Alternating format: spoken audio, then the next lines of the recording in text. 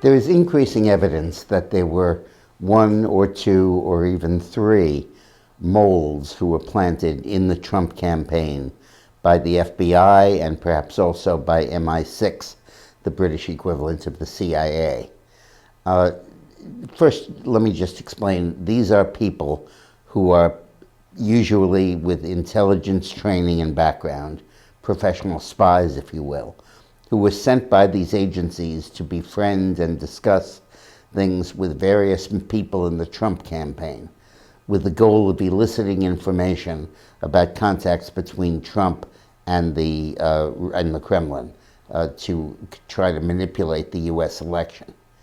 This is clearly one notch past Watergate, where bugs were planted in the Democratic Party headquarters. This is literally an in-person field agent investigation and infiltration of the Trump campaign.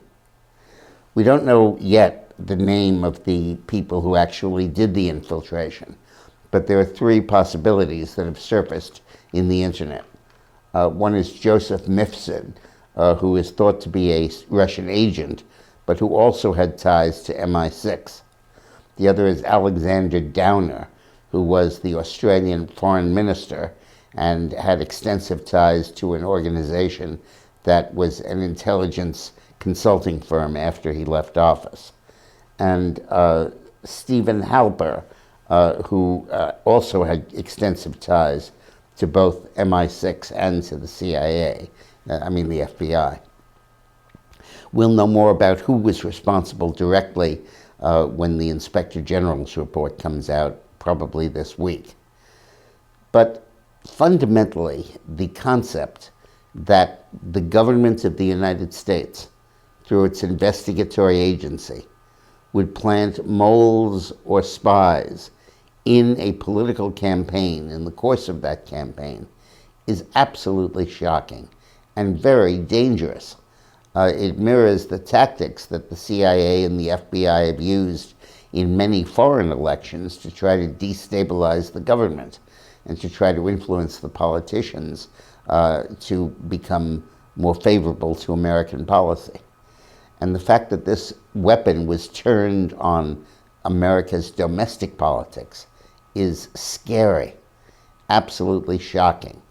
And this needs to be investigated thoroughly, and thank God it is being investigated. The Inspector General is expected to issue the second of three reports this week. The first one discussed the role of Andrew McCabe in trying to help Hillary skate on the investigation into her emails. The second is going to focus on the FBI's handling of the emails and of its investigation.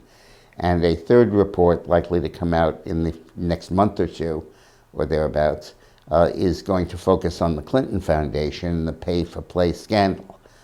And fortunately, there is a close connection between the Inspector General, Horowitz, and Huber, who is an assistant U.S. attorney from Utah, who's been named by Jeff Sessions, in effect, as the special prosecutor.